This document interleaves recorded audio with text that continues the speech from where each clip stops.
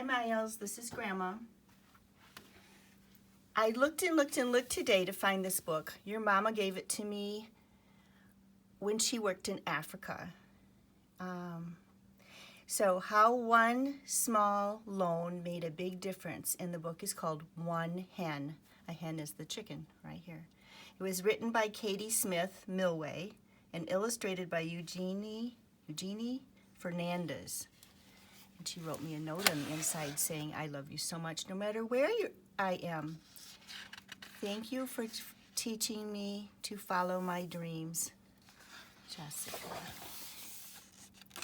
So this book is special, and I'm so glad I found it. I moved so many times. It wasn't with the kids' books because my kids' books were packed then. Here's the hen. Okay, this is Kojo. Okay, Kojo tugs the knot tight and hoists a bundle of firewood onto his head. Since his father died, he has had to quit school and help his mother collect wood to sell at the market. It is the last load of the day, and he is tired and hungry. Kojo and his mother live in a mud-walled house with an open fire for cooking. Beside it is a garden where they grow their own food. They never have much money or much to eat. As Kojo nears the house, he can smell his mother's fufu cooking. Their main meal was made from cassava and yams. He begins to walk faster. So they cook like it when they're camping on a fire. This is the loan. Could I have skipped a page? No. This is the loan that Kojo gets. Kojo and his mother live in a village in the Ashanti region of Ghana. None of the 20 families in the village have very much money, but they do have a good idea. Each family promises to save a bit of money so that one family can borrow all the savings to buy something important. Akhempong family is the first to borrow the money. They use it to buy 2 cartloads of fruit, which they sell for a profit at the market, and then they pay back the loan. The Dudu family borrows the money to buy a second hand sewing machine. They plan to turn the cloth they weave into shirts and dresses to sell. One day it is Kojo's mother's turn. She uses the loan to buy a cart so she can carry more firewood to the market. She also hopes to rent the cart to people who need transport. There are a few coins left over, and Kojo asks if he can have them to buy something for himself. He has a good idea too. Everybody has a good idea. Kojo's idea is to buy a hen. He and his mother will eat some of the eggs it lays and sell the rest at the market. There is a farmer in a neighboring village with many hens. Kojo will ask to buy one. It takes Kojo 2 hours to walk to the chicken farm, and by the time he arrives, he is hot and dusty. He wonders how he will know which hen to choose. There are so many. Kojo tries to look over all the chickens. A white one pecks the ground near his foot. Should he choose this hen? A speckled one flaps her wings and clucks. Perhaps she is the one. All at once, Kojo's eye spies a plump brown hen with a bright red comb sitting on her nest and puffing out her feathers. She looks as if she would enjoy laying eggs. Now he doesn't have to think. He knows in his heart that she is the one. Kojo pays for the brown hen and puts her in a wicker basket. He gently covers the hen with a cloth and lifts the basket onto his head. And as he walks home, he dreams about the future, and he sees a lot of eggs in it, eggs to eat, and, if he's lucky, eggs that he can sell to buy more hens. That night, he puts the basket with the hen beside his bed mat to keep it safe. Your mama told me anything you can think about, people in Ghana might carry on their head. Well, that's a crazy thing to think about for Grandma. Kojo makes a nest for his hen from an old wash powder box and checks it for eggs every day. On the first day, he finds nothing. On the second, still no, but what is this? In the corner, under some straw, a smooth brown egg. Kojo is lucky indeed. His hen does seem to enjoy laying eggs. She lays 5 eggs the first week. Kojo and his mother eat 1 egg apiece, and he saves the other 3 for the market on Saturday. On market day, he walks along the stalls of fruit and vegetables and meats, kente cloth and calabash bowls. He finds a good place to set down his small basket and call out for customers. Kojo sells 2 eggs to Ma Akminpong and 1 to Ma Juju. He clutches his egg money tightly so he won't lose it. He's about to pack up his basket and go home when he finds another treasure, loose grains and bits of fruit fallen on the ground that can feed his hen.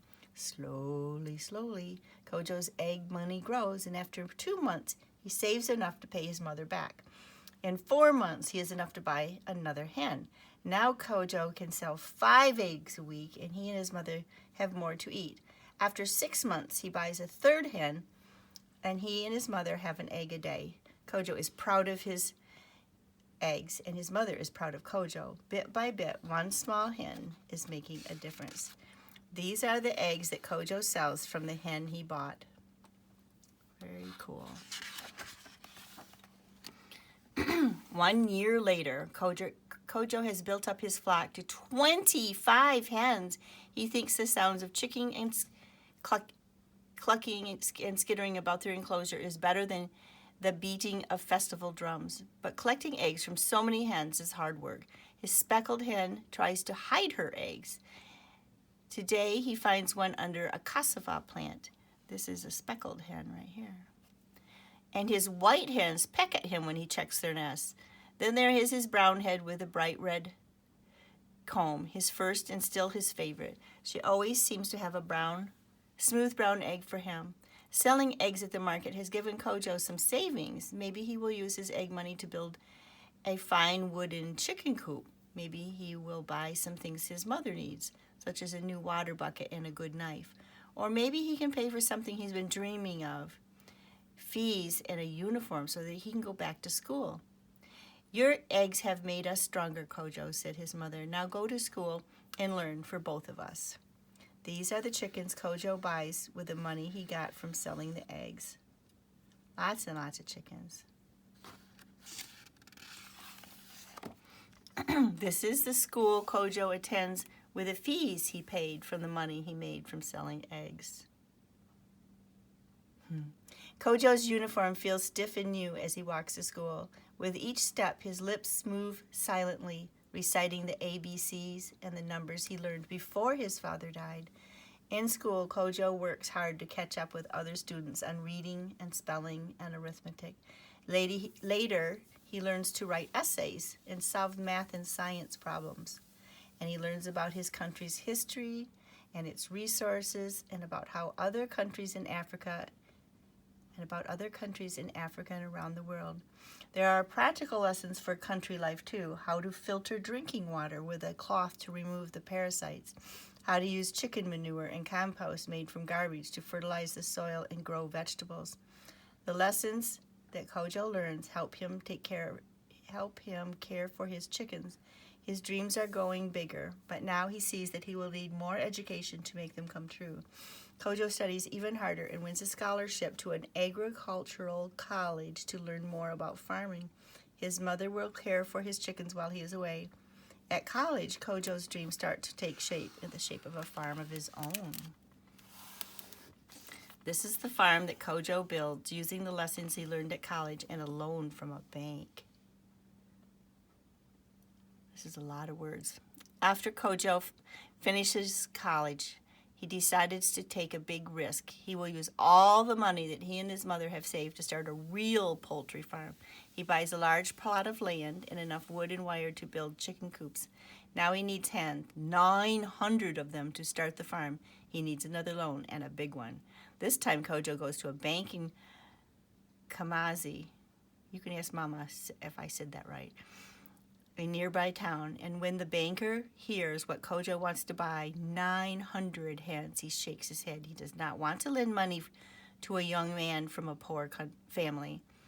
Kojo does not give up. He goes to the capital of the city, Accra, and visits the bank's headquarters. Kojo waits and waits to see the bank president. The bank is near closing when finally the president agrees to see him, but not for long. He is a busy man. Kojo tells the banker that he has schooling and will work hard. The banker has heard such stories before, and he frowns. When Kojo tells him about the small loan and the brown hen and the egg money he used to build his flock, the banker sits back in his chair. He taps his fingers together. This is not a story he hears every day. He smiles and nods. Kojo will get his loan. The banker and Kojo shake hands. Back home, Kojo buys his hens. Soon there will be eggs, so many eggs that he will need helpers to collect them all. Oh, this is the family Kojo raises on the farm he built with money he made. I think he got married and has kids. Kojo's hens are good layers.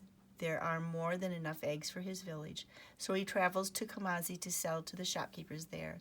One shopkeeper is called Lumo. Kojo knows him well. The man grew up in the same village that Kojo's father did and was his good friend. Kojo always goes to Lumo's shop last and sometimes stays for dinner. He likes to hear stories about his father, and he likes the peanut stew and the palm oil soup that Lumo's daughter makes. Her name is Lumuzi, and she is a teacher. She has many stories about boys like Kojo once was, boys who want to learn, who have big dreams. Kojo loves those stories, and he visits more and more often. He wishes he could hear Lumuzi's stories every day. Then one day he asks if she would be his wife. Lumuzi is proud to marry Kojo and join him on the farm. Soon Kojo and Lumuzi are to be parents. As the years go by, they have 3 boys and 2 girls, all strong and clever. With the money from Kojo's eggs, they build a bigger house of cinder blocks and stucco. Kojo's mother comes to live with them and tend the garden. She will never have to sell firewood again. These are the people Kojo hires to work on the farm he built. Before long, many people are working on Kojo's farm. Men come to feed the chickens and clean the coops. Women collect the eggs and pack them in boxes. Still other workers drive the eggs to markets in Kumasi and Accra. The workers have families. In all, 120 people depend upon the wages from Kojo's farm. Families like the Odonkers have enough food to eat and money for their children's school fees. Ma Odonker can buy medicine when her daughter Adika falls ill. Pa Odonker can rebuild the walls of their mud home with cinder blocks and buy wood-stamped Adrinka cloths for special occasions. The workers on Kojo's farm can even afford livestock of their own. Some families buy a goat, others a sheep, and some start with 1 brown hen. This is the town that grows as Kojo sells his eggs and pays his workers. Kojo's farm is now the biggest in Ghana, and his town has grown too. Some people come to find jobs on the farm and build homes for their families. Others come to the town to build shops, sell wares to the workers. Open shops and sell wares to the workers. One day, as Kojo tallies the accounts, he hears a knock at the door. Adinka Odonker, all grown up now, is here. She greets Kojo and then holds out a small sack of coins. She tells Kojo that she has saved her wages. With just a bit more, she says she will buy a mechanical grain mill and start a small business helping families turn their grain into flour. Would it be possible to have a small loan? Kojo knows Adinka's family well, and they have worked on the farm many years. He likes the idea, but he makes Adinka promise that one day she will loan money to another family. Yep, I'll help you, you help someone else. Adinka agrees, and bit by bit, as one person helps another, the lives of many families in the town improve, and so do the lives of their children. More children have enough to eat, more children go to school, and more children are healthy. This is the country that grows as business like Kojo's and Adinka's prosper. Happy kids. As the years pass, Kojo's poultry farm becomes the largest in all of West Africa. He is older now and a proud grandfather. His children visit often and help collect eggs. Where will this go, they said. And that one, to Bamako in Mali, Kojo replies, or to, oh my,